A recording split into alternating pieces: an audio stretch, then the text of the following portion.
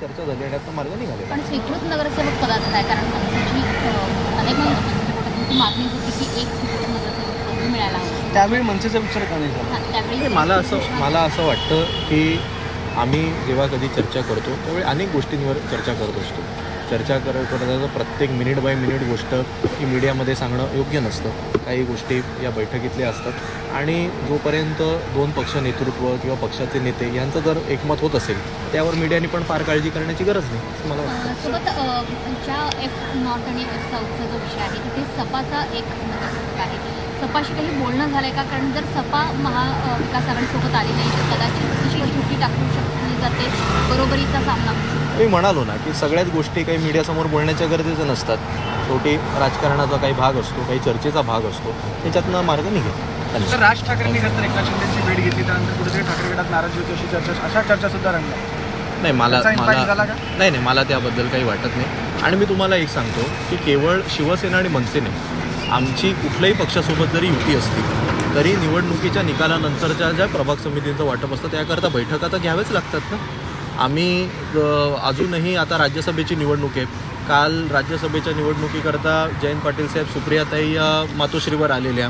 आज हर्षवर्धन सकपाळ साहेब हे विधिमंडळात आलेत. तिन्ही पक्षांचे नेते एकमेकांशी बोलत आहेत. त्यामुळे कुठलीही राजकारणामध्ये भूमिका मांडायची असेल तर चर्चा त्या कराव्याच लागतात. त्याला एवढं असं हे करण्याची तुम्ही वेगळ्या अर्थाने पाहण्याची गरज वाटत नाही मला. शिंदेच्या त्या भेटीनंतर भेटी कमी झाल्या आहेत का?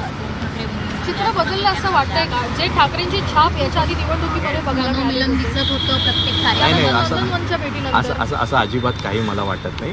मी तुम्हाला परत एकदा सांगतो, अगदी परवाचीच ती गोष्ट आहे. कदाचित मी येण्याने काय फार त्याच्यात मीडियाची उत्सुकता नसते, पण आदित्यजी परवाच शिवाजी पार्कला या कार्यक्रमाला आलेले. कदाचित त्यांनी मीडियाला कळवलं नसेल त्यामुळे त्याची तेवढी ही झाली नव्हती.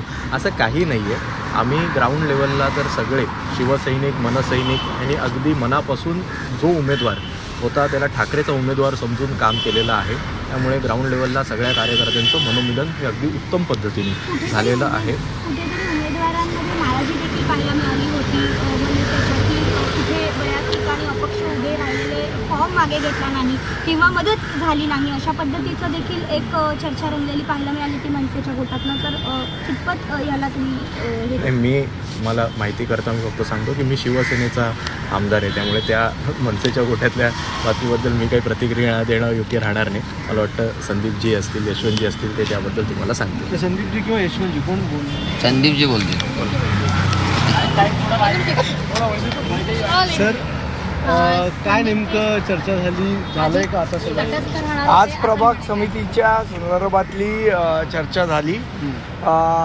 प्रभाग समितीचं कशा पद्धतीने अध्यक्षपद कोणी कुठल्या वर्षी घ्यायचं काय घ्यायचं याच्या संदर्भातली विस्तृत चर्चा झाली आणि त्याच्यामध्ये आमचं सगळ्यांचं एकमत झालं आणि एकमताने आम्ही तो निर्णय घेतला. पण जी नाराजी होती दरम्यानच्या काळामध्ये की शिवसेनेकडूं योग्य तो पाठिंबा मिळाला नाही, उमेदवार काही अगदी थोड्या मतानं जी आहे ते मग सांगितलं कसं की पक्षा अंतर्गतल्या बैठकीमध्ये पक्षा अंतर्गत विषय होता ते सगळे काही माध्यमांसमोर बोलता येणार ते विषय नसतो. पण ती कटुता आहे की संपली आताच्या बैठकीत? घेतली होती की निवडणुकीमध्ये तुम्ही तटस्थ राहणार.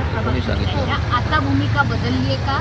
आता निर्णय मला वाटतं अशी कुठली भूमिका आत्तापर्यंत आम्ही जाहीर केली नव्हती. माध्यमांमध्ये मी त्या बातम्या बघितल्या, पण वरुणजी आल्यानंतर आमची संपूर्णपणे चर्चा झाली आणि त्यानंतर आम्ही एकत्रितपणे या प्रभाग समितीच्या निवडणुका लढवणार. एकत्रित निवडणुका लढवताना मनसेला काय मिळणार आहे? प्रभाग समितीचं अध्यक्षपद त्या संदर्भातली सगळी चर्चा झालेली आहे आणि ते तुम्हाला समित्यांमध्ये काही वाटाघाटी निश्चितपणे झाल्या आणि त्याप्रमाणे आमचं फायनल चर्चा झाली आणि ती काय झाली आहे ती उद्यापर्यंत कळेल तुम्हाला. ठीक आहे, थँक्यू.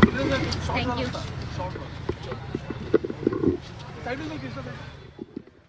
तर आमच्यामध्ये सकारात्मक चर्चा झालेली आहे. सर्वांचं एकमत झाल्याचं देखील संदीप देशपांडे आणि वरुण सरदेसाई यांनी सांगितलेलं आहे. प्रभाग समितीच्या अध्यक्षपदासंदर्भात सविस्तर आणि सकारात्मक चर्चा झाल्याचं देशपांडेंनी आणि वरुण सरदेसाई यांनी स्पष्ट केलेलं आहे. वरुण सरदेसाई आणि मनसे नेत्यांमध्ये बैठक झालेली आहे आणि त्या बैठकीनंतर आता त्यांनी माध्यमांशी बातचीत केली आहे.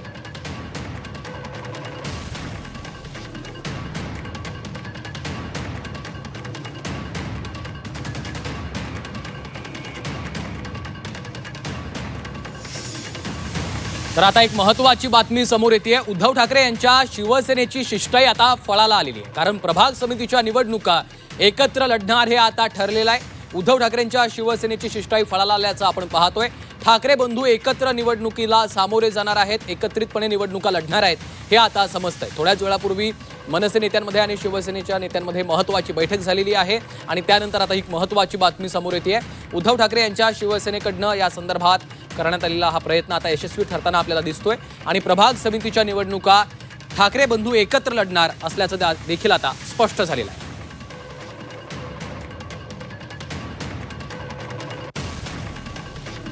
मनश्री पाठक आमच्या प्रतिनिधी सध्या आपल्यासोबत फोनलाईनवरनं जोडल्या गेलेल्या आहेत. मनश्री, आपण पाहतोय ठाकरेंच्या शिवसेनेकडनं जी शिष्टाई करण्यात आलेली होती ती आता फळाला आली आहे का असं म्हणावं लागेल का? त्याला यश येतंय का? नक्कीच ही शिष्टाई फळाला आली असं म्हणावं लागेल. कारण संजय राऊतांनी सकाळी राज ठाकरे यांची भेट घेतलेली होती. त्यानंतर लगोलग वरुण सरदेसाई हे सुद्धा शिवतीर्थवरच्या मनसेच्या निवडणूक कार्यालयात आले आणि त्या ठिकाणी त्यांनी बाळा नांदगावकर आणि इतर नेत्यांची भेट घेतली.